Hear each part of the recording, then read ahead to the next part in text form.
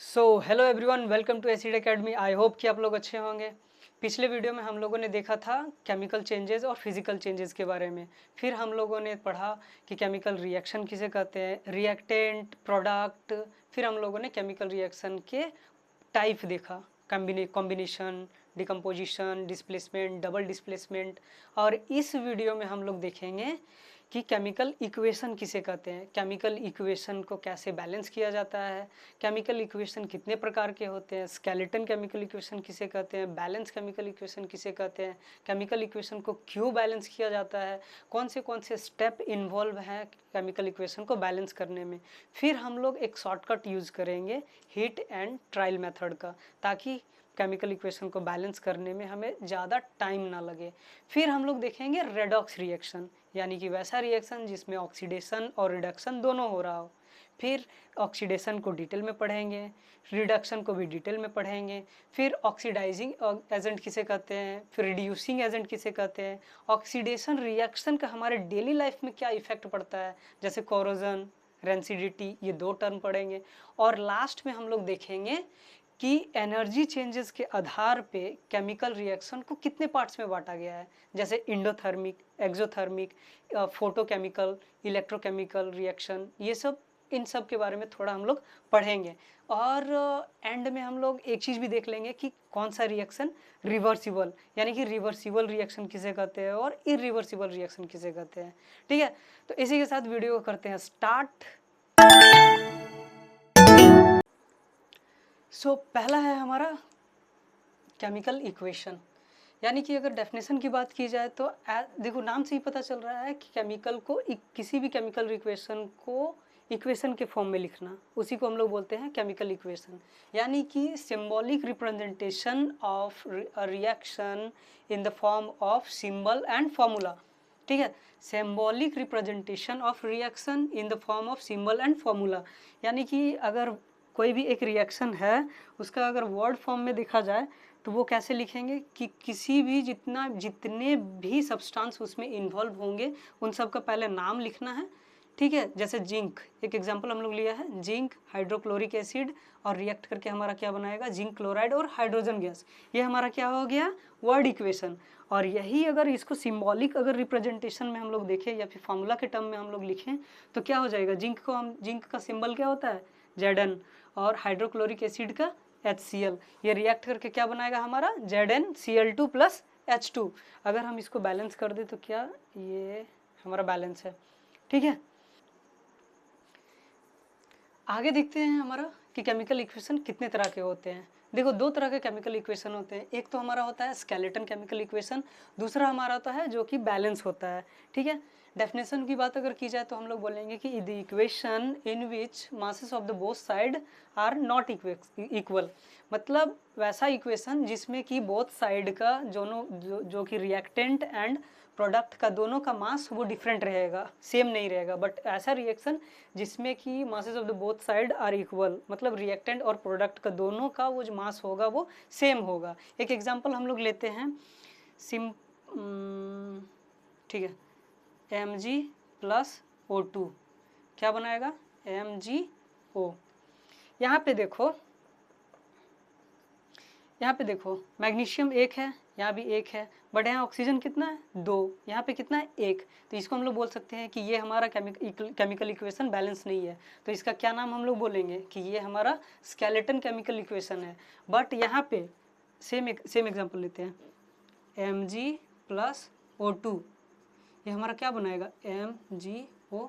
अब देखो यहाँ पे मैग्नीशियम एक है, यहाँ एक है, ऑक्सीजन इधर दो है, बट यहाँ पे कितना है, एक। तो हम लोग दो कर देते हैं ऑक्सीजन इधर। अब ऑक्सीजन को दो करने गए तो हमारा क्या हो गया, मैग्नीशियम भी हमारा कितना डबल करना पड़ेगा। तो अब देखो दो इधर ऑक्सीजन मैग्नीशियम, इधर दो मैग्नीशियम, दो मैग्नीशियम, दो ऑक्सीजन। इसको हम लोग क्या बोलेंगे, ये हमारा जो केमिकल इक्वेशन है ये क्या है, बैलेंस्ड है। क्योंकि दोनों साइड का, रिएक्टेंट का और प्रोडक्ट का, दोनों साइड का मास कितना है, बराबर है। बट यहाँ पे दोनों साइड का मास बराबर नहीं है। ठीक, आगे हम लोग देखेंगे balancing of chemical equation. But उससे पहले हम लोग देखेंगे कि केमिकल इक्वेशन को क्यों बैलेंस किया जाता है, हमें केमिकल इक्वेशन को बैलेंस करने की ज़रूरत क्यों पड़ती है। ठीक है, तो सिंपल हम लोग एग्ज़ाम में अगर आएगा तो हम लोग ऐसे लिख सकते हैं कि एक इक्वेशन केमिकल इक्वेशन को इसलिए बैलेंस किया जाता है ताकि दोनों साइड के जो एलिमेंट के जो एटम होंगे उसके नंबर वो सेम हो सके। और ऐसा क्यों, ताकि जो लॉ ऑफ कंजर्वेशन ऑफ मास है वो फॉलो कर सके।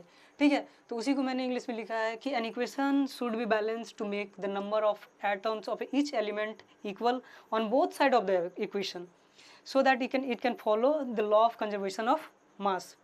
ठीक है, अगर एग्जाम में आपको आए तो आप ये चीज़ लिख सकते हो। आगे देखते हैं हम लोग कि केमिकल इक्वेशन को कैसे बैलेंस किया जाता है। पहले इसको मिटाते हैं।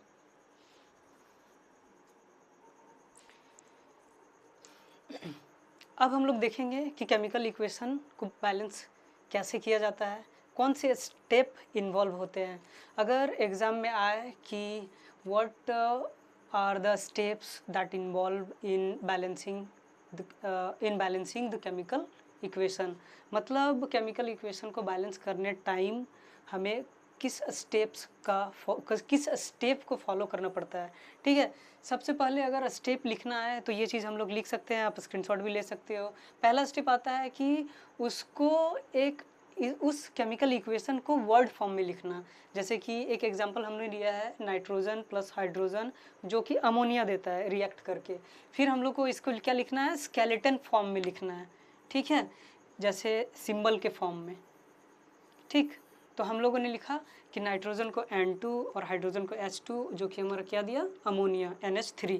फिर हम लोग बैलेंस करेंगे कि इधर का एटम और इधर के एटम को हम लोग को सेम करना है। Number of atom on left side should be the equal of number of atom on right side. ठीक है, यहाँ पे देखो नाइट्रोजन कितना है 2, यहाँ पे कितना है 2। हम लोग यहाँ पे देखो, यहाँ पे 1 था तो हम लोगों ने 2 दे दिया। ठीक, अब या ऐसे करके समझो। ठीक है, शुरू से समझो। देखो नाइट्रोजन इधर कितना था 2, बट यहाँ कितना था 1, तो हम लोगों ने इसमें क्या कर दिया 2 कर दिया। इसमें 2 था, इधर भी हम लोग 2 कर दिए, बट हाइड्रोजन कितना हो गया 6, तो यहाँ पे हम लोग क्या दे देंगे 3। अब समझ में आया। अब और लास्ट में हम लोग को क्या देखना है कि वो जो बैलेंस किए हैं हम लोग वो सही है कि नहीं। तो सिंपली फॉर्मेलिटी के लिए हम लोग एक कॉलम बना लेंगे जिसमें कि एक लेफ्ट हैंड साइड का लिखेंगे, एक राइट हैंड साइड का, और इधर हम लोग लिख देंगे एटम्स, कितने एटम हैं हमारे इक्वेशन में। नाइट्रोजन यहाँ पे देखो कितना है, left hand side 2, right hand side कितना है 2। लेफ्ट हैंड साइड हमारा हाइड्रोजन कितना है 6, इधर कितना है हमारा 6। तो हम लोग क्या कर सकते कि hence the equation is balanced। हम लोग बोल सकते हैं कि हमारा इक्वेशन जो है वो क्या है, बैलेंस है। अगर एग्ज़ाम में इक्वेशन बैलेंस करने टाइम जो स्टेप्स इन्वॉल्व होता है उसको अगर लिखने आए तो ये चीज़ हम लोग लिख सकते हैं। ठीक है, आगे हम लोग देखेंगे कि कैसे केमिकल इक्वेशन को बैलेंस किया जाता है, वो भी एक ट्रिक्स का यूज करके, जिसे हम लोग बोलते हैं हीट एंड ट्रायल मेथड। मतलब क्या, तुक्का मारना कि यहाँ पे 2 लगा के देखते हैं इक्वल हो रहा है कि नहीं, मैच हो रहा है कि नहीं। ठीक है, अगर फिर 2 नहीं तो यहाँ 3 लगा के देखेंगे, अगर 3 नहीं तो फिर इधर का नंबर चेंज करेंगे। तो ऐसा ही हम लोग तुक्का लगा के देखेंगे। ठीक, तो इसको मिटाते हैं।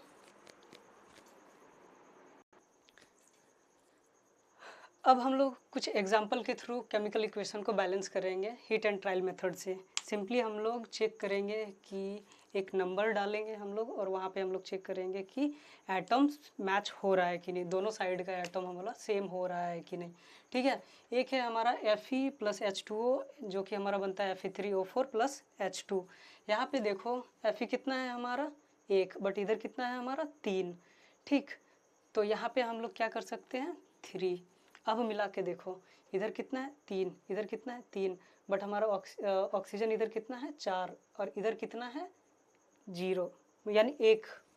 ठीक है, 1 है, तो इधर हमको यहाँ पे कितना देना पड़ेगा 4।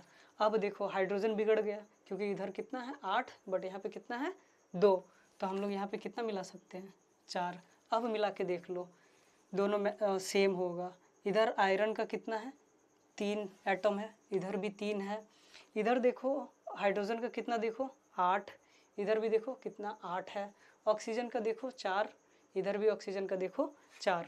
आगे हम लोग देखेंगे, सिंपली ज़्यादा कुछ करना नहीं है, hit and trial method use करना है, तुक्का लगाना है, मैच हुआ तो ठीक है, नहीं तो फिर चेंज करना है, और तब तक करते रहना है जब तक कि बैलेंस ना हो जाए। ठीक है, यहाँ पे भी देखो मैग्नीशियम कितना है 1, बट यहाँ पे कितना है 3, तो सिंपली यहाँ पे 3 कर दो। अब मिला के देखो 3 यहाँ पे मैग्नीशियम, इधर भी 3, इधर भी नाइट्रोजन 2, इधर भी नाइट्रोजन 2, खत्म। तुक्का लगाना है और कुछ करना है नहीं। और यहाँ पे भी देखो नेक्स्ट रिएक्शन में कॉपर है, AgNO3 है, Ag और Cu, जिसमें NO3 होल ब्रैकेट 2 यानी डबल टाइम। तो यहाँ पे Cu 1 है, बट यहाँ भी 1 है, बट Ag यहाँ पे कितना है 1 है, यहाँ भी 1 है।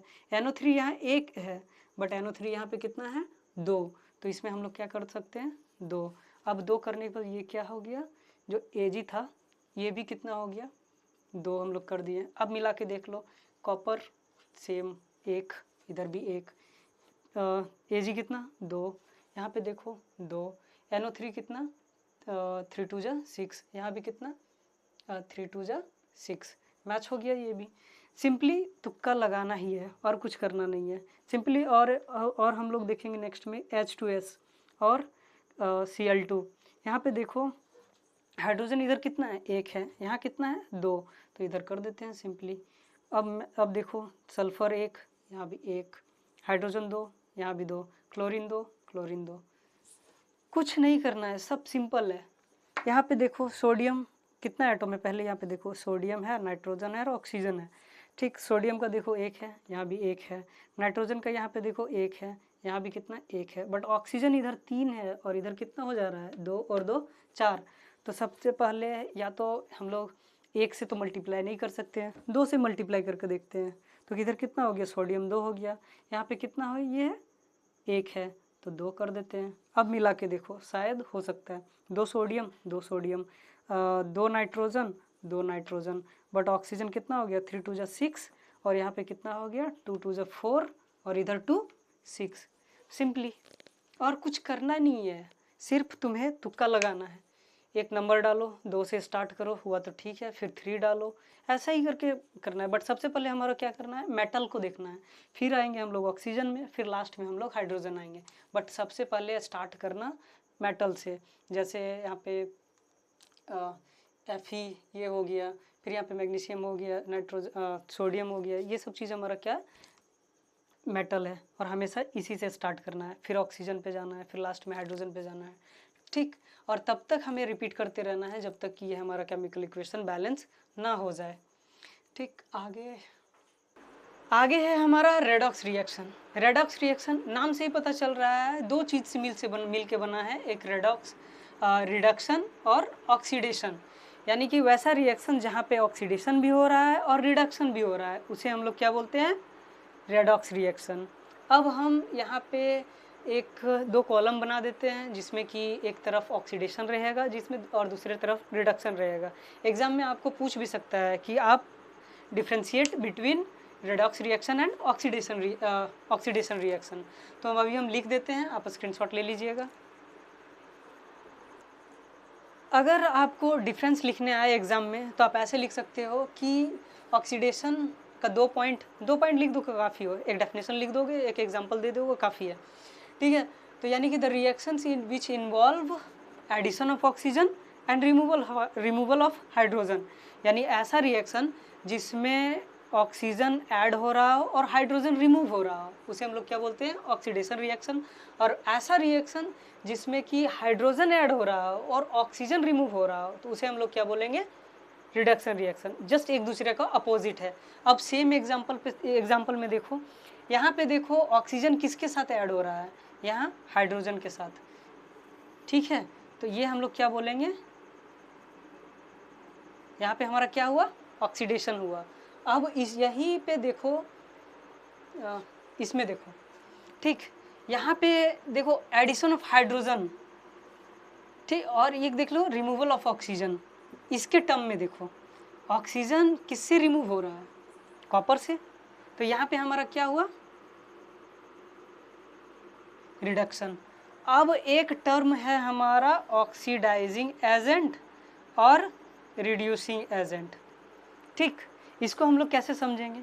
ऑक्सीडाइजिंग एजेंट यानी कि वैसा सब्सटेंस जो रिडक्शन हो रहा है बट वो एक्ट कैसा करेगा? ऑक्सीडाइजिंग एजेंट, यानी जो रिडक्शन में यानी जिसके साथ रिडक्शन होगा वो एक्ट करेगा ऑक्सीडाइजिंग एजेंट, बट जो जिसके साथ जो ऑक्सीडाइज्ड होगा वो एक्ट करेगा रिड्यूसिंग एजेंट के जैसा। ठीक है, इसको एक एग्जाम्पल पे समझो। सिंपली हम लोग यही एग्जाम्पल लो, CuH2 क्या बनाएगा? Cu plus H2O। ठीक है, यहाँ पे देखो ये तो हमारा क्या था? ये तो हमारा क्या अरे यार,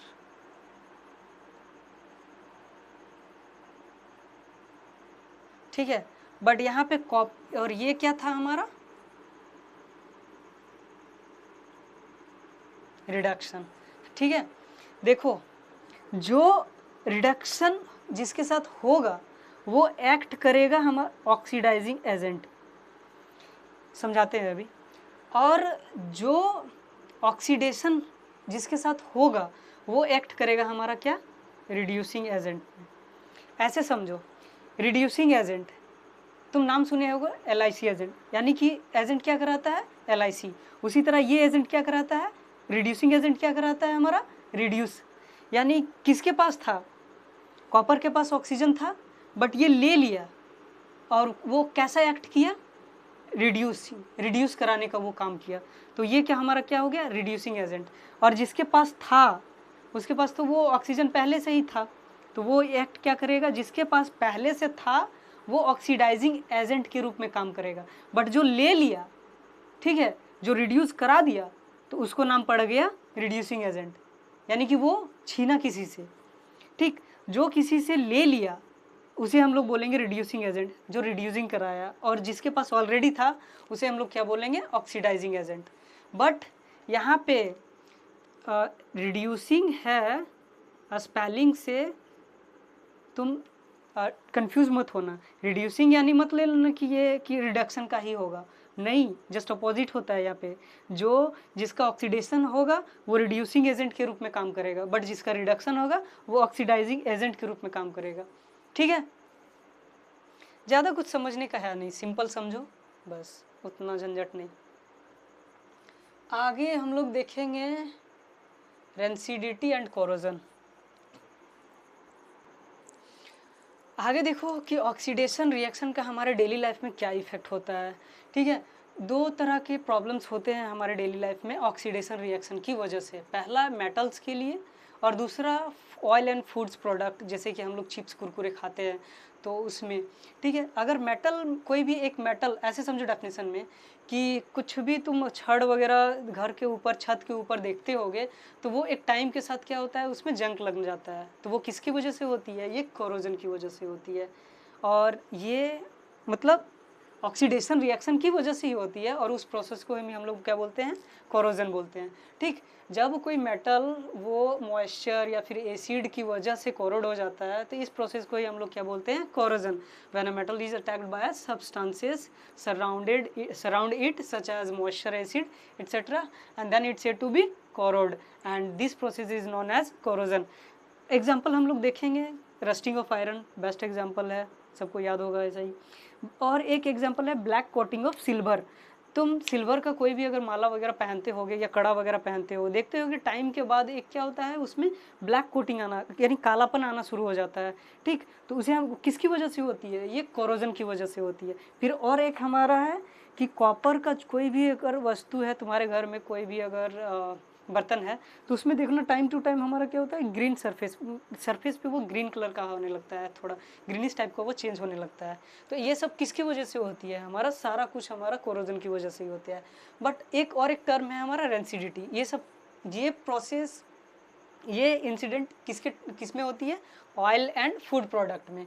जब कोई भी चिप्स या कुरकुरे का पैकेट तुम खाते हो तो वहाँ पे तुम देखते हो कि अगर फटा हुआ है तो गलती से तुम भूल गए, फिर टाइम टाइम बीतते गया, कुछ दिन बाद तुम्हें याद आया अरे मैंने चिप्स का पैकेट रखा था, फिर तुम जाके देखते हो, खाते हो तो थोड़ा अजीब लगता है, टेस्ट में भी अजीब लगता है, उसका करारापन जो रहता है उसमें भी अजीब है, ठीक। तो और थोड़ा थोड़ा कलर भी चेंज हो जाता है उसमें, ठीक। यानी when oil and fats are oxidised, ठीक, जब कोई भी फैट्स और ऑयल उसमें जब हवा लग जाता है, नमी पड़ जाती है, तो वो क्या होता है उसमें, हाँ, जो उसका स्मेल और कलर है वो चेंज हो जाता है, और इसी प्रोसेस को हम लोग क्या बोलते हैं, rancidity. When fats and oil are oxidised they become rancid and their smell and taste changes, this process is known as rancidity. तो बेस्ट एग्जांपल है change in the taste of chips and Kurkure. आगे हम लोग देखेंगे कि energy changes के आधार पे कितने रिएक्शन होते हैं, जैसे कि एक्सोथर्मिक, एंडोथर्मिक, फोटोकेमिकल, इलेक्ट्रोकेमिकल, ये सब चीज़ के बारे में हम लोग आगे देखेंगे। इसको मिटाते हैं, ठीक है। अब हम लोग देखेंगे कि एनर्जी चेंजेस के आधार पे रिएक्शन, केमिकल रिएक्शन को कितने पार्ट्स में बांटा गया है, ठीक। एक है हमारा एक्सोथर्मिक रिएक्शन, यानी ऐसा रिएक्शन जिसमें नाम से ही पता चल रहा है एक्सो यानी एग्जिट, और इसमें नाम से ही पता चल रहा है इंडो यानी कि इसमें एनर्जी की ज़रूरत पड़ती है। एग्जिट एक्सोथर्मिक रिएक्शन, जहाँ पे जो हीट क्या हो रहा है वो एग्जिट हो रहा है, इवॉल्व हो रहा है। एक एग्जांपल है हमारा carbon plus oxygen, carbon dioxide बनाएगा और थोड़ा बहुत वो क्या बनाएगा, हीट एनर्जी। और एक है हमारा एंडोथर्मिक रिएक्शन, यानी वैसा रिएक्शन जहाँ पे हीट की ज़रूरत पड़ती है, क्यों, ताकि वो पुराना जो बॉन्ड है वो ब्रेक कर सके और एक नया बॉन्डिंग बना सके, ठीक। तो पुराने बॉन्ड को ब्रेक करने के लिए हीट की एनर्जी की ज़रूरत पड़ती है, उसी रिएक्शन को हम लोग क्या बोलते हैं, एंडोथर्मिक रिएक्शन। बट वैसा रिएक्शन जिसमें रिएक्शन के बाद हीट एनर्जी रिलीज होती है उसे हम लोग बोलते हैं एक्सोथर्मिक रिएक्शन। आगे हम लोग देखेंगे कि फोटोकेमिकल रिएक्शन क्या होता है और इलेक्ट्रोकेमिकल रिएक्शन क्या होता है। आगे है हमारा फोटोकेमिकल रिएक्शन, यानी कि वैसा रिएक्शन, नाम से पता चल रहा है फोटो मीन्स लाइट, वैसा रिएक्शन जिसमें लाइट एनर्जी की ज़रूरत पड़ती है, ठीक है। एक एग्जांपल है हमारा H2 गैस के फॉर्म में है, Cl2 वो भी गैस के फॉर्म में है, जब इसमें लाइट एनर्जी पड़ेगा तो वो हमारा क्या मिलेगा, प्रोडक्ट के रूप में HCl, ठीक है, गैस के फॉर्म में। और आगे है हमारा सेम इलेक्ट्रोकेमिकल, नाम से पता चल रहा है इलेक्ट्रो यानी इलेक्ट्रिक करंट, ठीक है, इलेक्ट्रिक एनर्जी, यानी ऐसा रिएक्शन जिसमें कि किसकी ज़रूरत पड़ती है, इलेक्ट्रिकल एनर्जी की ज़रूरत पड़ती है। एक हमारा एग्जांपल है H2O जो कि लिक्विड फॉर्म में रहेगा, अगर इलेक्ट्रिक करंट इसमें पास हो तो वो H2 गैस के फॉर्म में और O2 गैस के फॉर्म में वो रिलीज़ होगा, और ये कहाँ पाया जाएगा, हमारा कैथोड में, और ये क्या हमारा पाया जाएगा, एनोड में। मीन्स कैथोड मीन्स ये होता है, सिंपली समझो कि ऐसा जो पॉजिटिव पोल और ये नेगेटिव पोल, ठीक। आगे हम लोग देखेंगे एक और एक चीज़ हमारा छूट रहा है, रिवर्सिबल और इरिवर्सिबल रिएक्शन। मीन्स वैसा रिएक्शन जो कि रिवर्स किया जा सकता है, यानी कि रिएक्टेंट से प्रोडक्ट और प्रोडक्ट से फिर रिएक्टेंट में कन्वर्ट किया जा सकता है। और कुछ रिएक्शन ऐसे होते हैं, मोस्ट ऑफ द रिएक्शन ऐसे होते हैं जिसमें कि अगर वो एक बार रिएक्टेंट प्रोडक्ट के रूप में रिएक्ट करके वो प्रोडक्ट दे दिया, फिर दोबारा उसको हम रिवर्स नहीं कर सकते हैं सिंपली। तो कुछ एग्जाम्पल के साथ हम लोग देख लेंगे। अब लास्ट में हम लोग देखते हैं रिवर्सिबल और इरिवर्सिबल रिएक्शन। नाम से ही पता चल रहा है रिवर्सिबल, जो कि रिवर्स किया जा सकता है, यानी कि रिएक्टेंट से प्रोडक्ट और बाद में अगर ज़रूरत पड़े तो फिर प्रोडक्ट से रिएक्टेंट में हम लोग कन्वर्ट कर सकते हैं। Simply the chemical reaction which proceed in both direction, वैसा रिएक्शन जो कि दोनों डायरेक्शन में वो प्रोसीड होता है, उसे हम लोग रिवर्सिबल रिएक्शन कहते हैं। एक यहाँ पे बैलेंस इक्वेशन है हमारा 3Fe + 4H2O, जो कि दोनों रिवर्स हो सकता है, वो ब्रेक डाउन होगा Fe3O4 और 4H2 में, ठीक। और एक एग्जांपल हमारा N2 और H2, ये हमारा क्या देगा, NH3, ये हम लोग क्या कर सकते हैं, रिवर्स कर सकते हैं। बट इरिवर्सिबल रिएक्शन में वैसा रिएक्शन जो कि सिर्फ एक डायरेक्शन में ही वो प्रोसीड होता है, एक डायरेक्शन में अगर एक बार रिएक्टेंट से कंबाइन करके अगर प्रोडक्ट में वो कन्वर्ट हो गया, फिर दोबारा वो प्रोडक्ट से रिएक्टेंट में वो कन्वर्ट नहीं होगा। एक एग्जांपल है Zn + CuSO4, वो क्या बनाएगा, Zn SO4 + Cu। और दूसरा है Mg + O2, क्या बनाएगा, MgO। ये बैलेंस फॉर्म में हम लोग लिखेंगे तो 2 यहाँ पे लगा देंगे। इसी के साथ वीडियो को करते हैं समाप्त, मिलते हैं किसी और नए वीडियो के साथ, तब तक के लिए see have a good day, take care, bye bye.